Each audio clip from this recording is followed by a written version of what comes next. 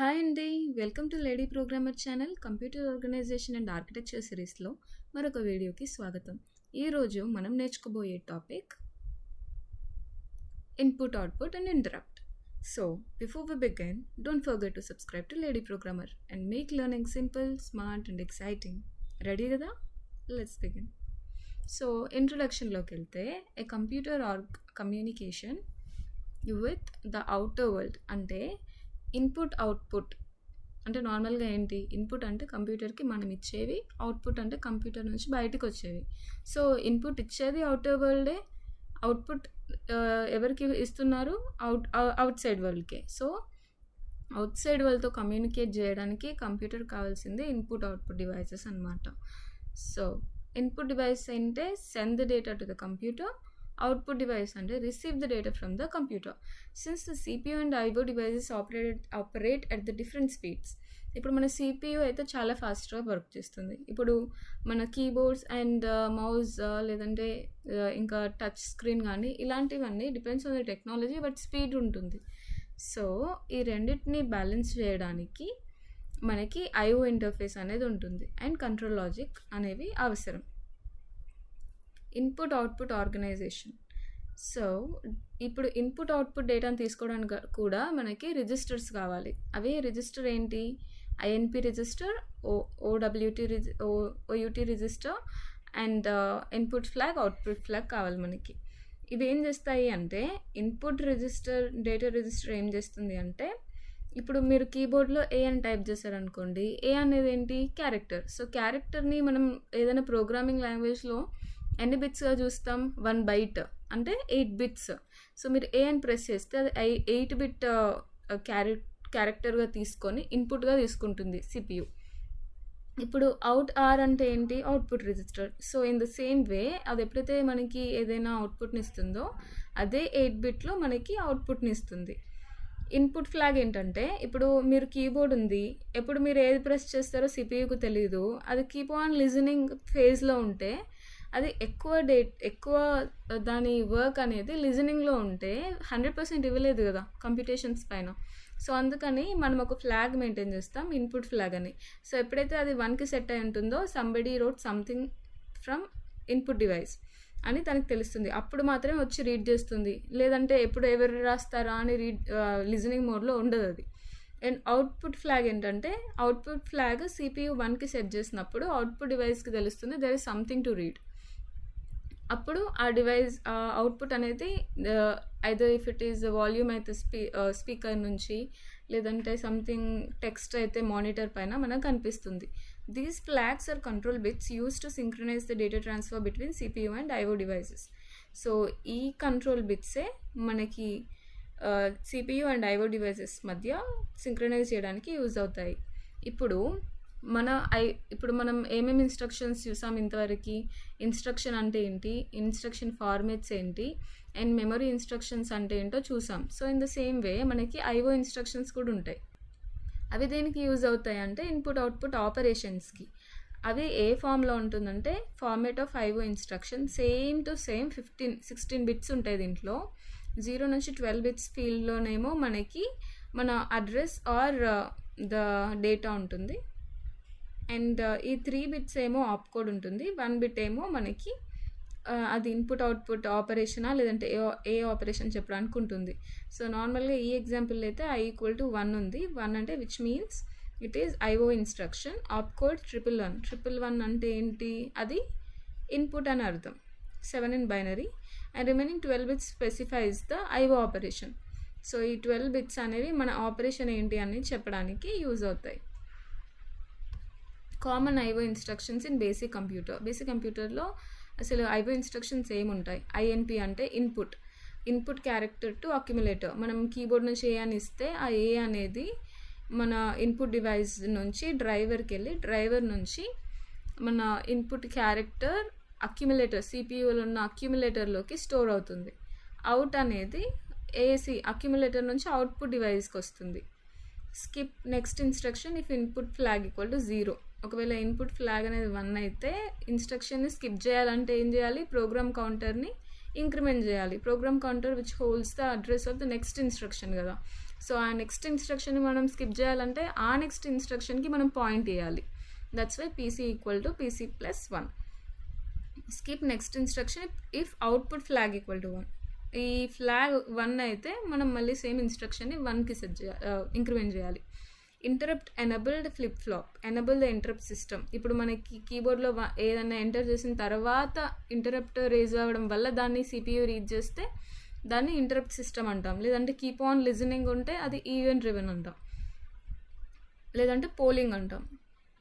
IO data transfer methods, మనకి 3 methods ఉన్నాయి. Input output data CPU read చేయడానికి. Programmed IO, దీంట్లో ఏం చేస్తుందంటే CPU continuously checks the device flags.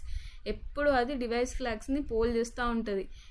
ఈ ఫ్లాగ్ 0 ఉందా 1 ఉందా, 0 ఉందా 1 ఉందా అని. ఇన్పుట్ డ్రివెన్లో ఏంటంటే CPU executes other task and it is interrupted when device is ready. ఇంకా పట్టించుకోదు ఇన్పుట్ అవుట్పుట్ వస్తుందా లేదా అని, తన టాస్క్ తను చేసుకుంటూ ఉంటుంది. అప్పుడు ఏదైనా ఇన్పుట్ వచ్చిందంటే ఇప్పుడు మన సిపియూలో కంట్రోల్ యూనిట్ అనేది ఇంటరప్ట్ ట్రిగర్ చేస్తుంది. సో ఇంటరప్ట్ అంటే ఏంటి, ఏదో ఇంపార్టెంట్ టాస్క్ వచ్చింది, నువ్వు చేసే ఇన్పుట్ ఇప్పుడు ప్రజెంట్ టాస్క్ ఏదైతే ఉందో దాన్ని సేవ్ చేసుకొని పెట్టుకో, so that high priority task అయిపోయిన తర్వాత నువ్వు రెజ్యూమ్ చేసుకోవచ్చు అని. Direct memory access. Direct memory access అంటే ఏంటి, ఇది మన ఇప్పుడున్న కరెంట్లీ యూజ్ చేసే మన అడ్వాన్స్డ్ సిస్టమ్స్లో మనం ఇది వాడుతున్నాము. Data transfer directly between IO device and memory. ఇప్పుడు మన సిపియూ ఏదైతే టాస్క్స్ చేస్తుందో దాన్ని డిస్టర్బ్ చేసి మరి మనం ఇన్పుట్ తీసుకోవాల్సిన అవసరం లేదు కదా. సో అందుకని డైరెక్ట్ సిపియూ నుంచి ఐఓ డివైజెస్ నుంచి సిపియూ మెమొరీలోకి డేటా వచ్చేస్తుంది వితౌట్ సిపియూ ఇంటర్వెన్షన్.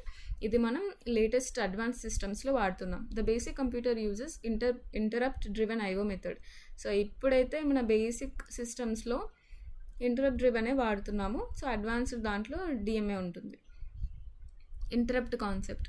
ఇంటరప్ట్ అంటే ఏంటంటే it's a mechanism by which external device can signal the CPU to temporary stop it's current operation and execute special service routing.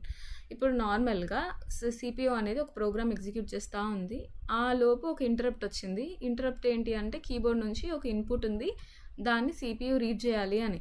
So దానికి ఇప్పుడు ఏం చేయాలి, CPU ఇప్పుడు currently execute చేసేదాన్ని ఆపేసి టెంపరీగా స్టాప్ చేసి ఇప్పుడు మన కీబోర్డ్ నుంచి ఒక ఇంటరప్ట్ రాగానే ఏ ప్రోగ్రామ్ అయితే ఎగ్జిక్యూట్ చేయాలో ఆ ప్రోగ్రామ్ని ఎగ్జిక్యూట్ చేస్తుంది అన్నమాట. దాన్ని ఇంటరప్ట్ కాన్సెప్ట్ అంటాం. వై ఇంటరప్ట్స్ ఆర్ నీడెడ్, ఎందుకు అవసరం అంటే IO devices are slower than CPU కన్నా అవి స్లో కాబట్టి మనకి ఇక్కడ ఇంటరప్ట్స్ అనేవి అవసరం. అంటే అవి ఒక వర్డ్ లేదంటే ఒక సెంటెన్స్ రాసిన తర్వాత అక్కడ నుంచి ఒకేసారి సిపియూ రీడ్ చేస్తుంది అనమాట. That's why instead of CPU waiting for device readiness it can continue other tasks until interrupted. ఇందాక చెప్పుకున్నట్టు సిపియూ వెయిట్ చేయకుండా తన వర్క్ అతను చేసుకుంటూ ఎప్పుడైతే డేటా రెడీ ఉంటుందో అప్పుడు మాత్రమే దానికి ఇంటరప్ట్ ఇస్తే అది ఇన్పుట్ని తీసుకుంటుంది. ఇంటరప్ట్ సైకిల్ సేమ్ ఎలా అంటే CPU finish executing the current instruction, it saves the return address in the memory. Interrupt ఎలా జరుగుతుందంటే ఇప్పుడు కరెంట్గా ఒక ఇన్స్ట్రక్షన్ ఎగ్జిక్యూట్ అవుతుంది అనుకోండి. సో అదేం చేస్తుంది, ఇంటరప్ట్ రాగానే it saves the return address. ఇప్పుడు మళ్ళీ ఇంకొక ఏదైతే ఇంటరప్ట్ ఉందో దానికి పర్టికులర్ టాస్క్ ఏదైతే ఉందో అది చేసిన తర్వాత అది రిటర్న్ ఎక్కడికి రావాలి అనే దాన్ని సేవ్ చేసుకుంటుంది.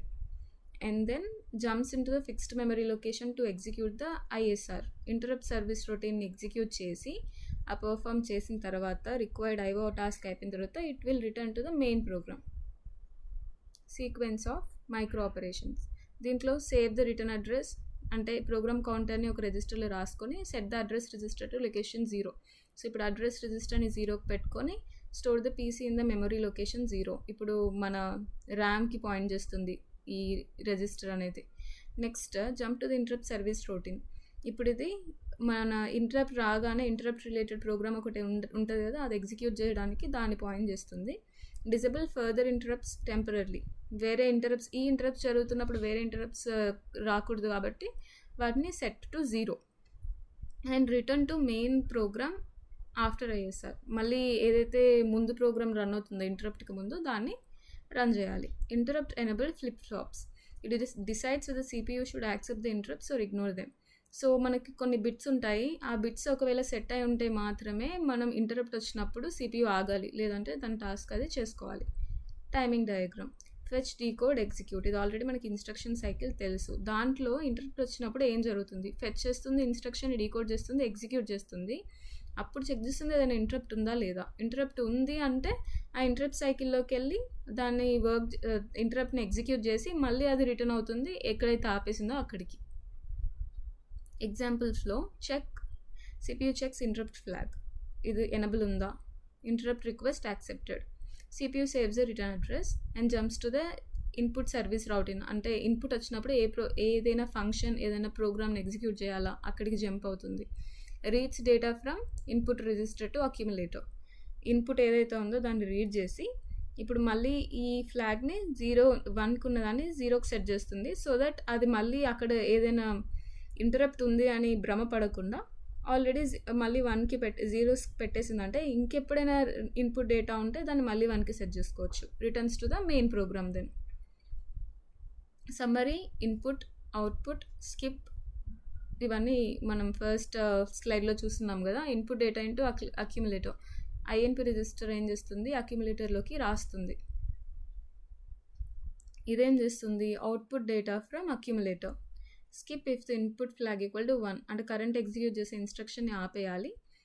కరెంట్లీ ఎగ్జిక్యూట్ చేసే అవుట్పుట్ ఫ్లాగ్ 1 ఉన్నా కానీ కరెంట్ ఎగ్జిక్యూట్ చేసే ఇన్స్ట్రక్షన్ని ఆపేయాలి అని అర్థం. So enables the interrupts. ఇది ఇంటరప్ట్స్ని ఎనబుల్ చేయడానికి, ఇది డిజబుల్ చేయడానికి. IO instructions are recognised by opcode 111. ఒకవేళ మన ఇన్స్ట్రక్షన్లో ఆప్కోడ్ 111 నుండి i=1 ఉందంటే దాని అర్థం అది IO ఇన్స్ట్రక్షన్ అని. Use to transfer 8-bit data between CPU and IO devices. ప్రతిసారి ఒక్కొక్క క్యారెక్టర్ మాత్రమే ట్రాన్స్ఫర్ చేయబడుతుంది. Interrupts increases the CPU efficiency. Interrupts are controlled by IEN flip flops.